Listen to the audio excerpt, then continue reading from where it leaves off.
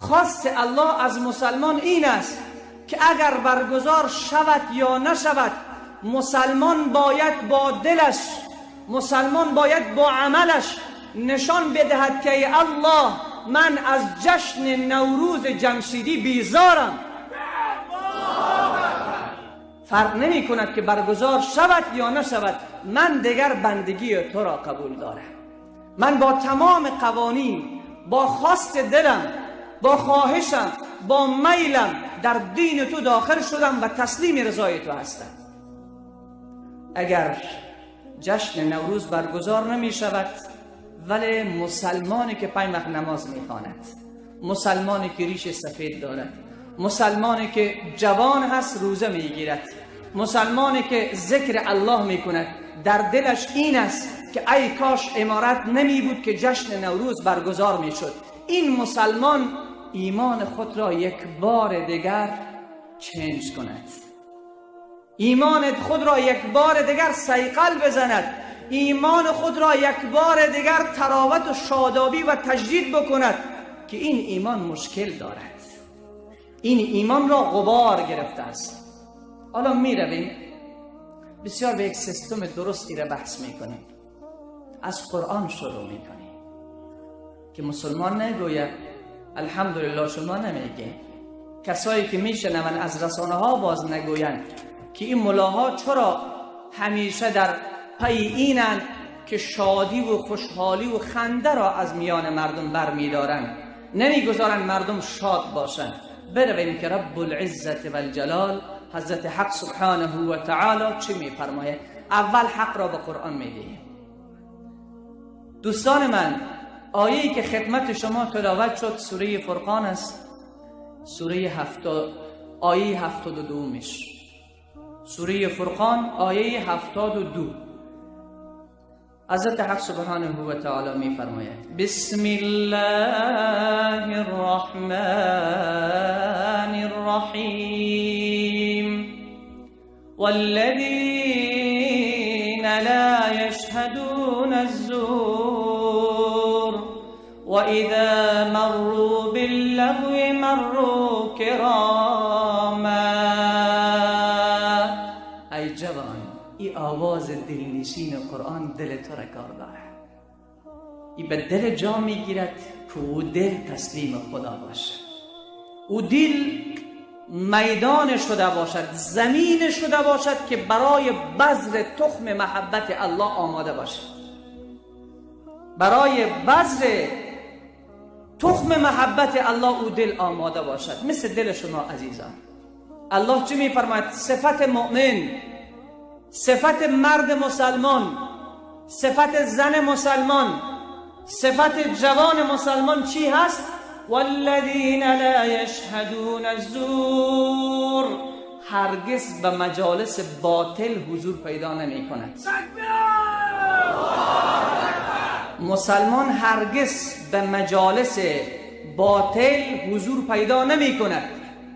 و اذا مروا باللغو مروا کراما، اگر گاهی اوقات گذرش افتاد در یک مجلسی که در اونجا رضای خدا نیست، در یک مجلسی که در اونجا غضب پروردگار است، در یک مجلسی که معصیت و نافرمانی الله در اونجا می شود، مروا کراما، با متانت و وقار و سنگینی از کنار اون مجلس عبور می کند، گویا این که اصلا متوجه نشده چه اتفاق می افتد. این صفت مسلمان است. در ذیل همین آیه اول از تفسیر فارسی شروع می کنم. تفسیر معارف مفتی محمد شفیع رحمت الله علیه در 14 مجلد تفسیر نوشته که کل جوانان می توانند مطالعه بکنند. من صفحه حواله می دهم، مطالعه به دوش خودشون. تفسیر معارف مجلد 10 صفحه 82 حضرت مفتی محمد شفیع رحمت الله علیه می فرماید والذین لا یشهدون الزور، مؤمنان صفتشان امین است که به مجالس باطل حضور پیدا نمی کنند. پرسان می کنند که این مجالس زور کدام مجالس است؟ حضرت عبدالله ابن عباس رئیس المفسرین، پسر عم رسول صلی الله علیه و سلم، یعنی پسر کاکای پیامبر صلی الله علیه و سلم بود. او چی ترجمه میکنه؟ میگه مجالس زور اعیاد و جشنهای مشرکین است. بعدا میگویم که نوروز از چه زمانی به وجود آمده است. میگوید مجالس زور اعیاد و جشنهای مشرکین است. امام مجاهد امام تفسیر است. محمد بن حنفیه فرزند سیدنا علی رضی الله تعالی عنه است. این بزرگواران میفرماید که مجالس زور مجالس موسیقی هست. در هر جایی که موسیقی برگزار می شود مجلس انعقاد پیدا می کند که در اونجا موسیقی، سرود، آوازخوانی هست. مسلمان در چنین مجلس حضور پیدا نمی کند. عمرو ابن قیس می گوید مراد از این مجلس که مجلس زور است مجلس رقاصگری و بی‌حیایی است. همین مجلس زور. امام مالک رحمت الله علیه می فرماید مجلس زور که در این آیه گفته حضرت حق سبحانه و تعالی می فرماید مسلمان، جوان مسلمان، دختر مسلمان، خواهر مسلمان، پدر مسلمان در مجلس زور اشتراک نمی کنند. می فرماید اون مجلس شراب نوشی است. من از تو پرسان می کنم تو به ایمان جواب بگو عزیز من. سالی که گذشت ما شما جشن نوروز داشتیم.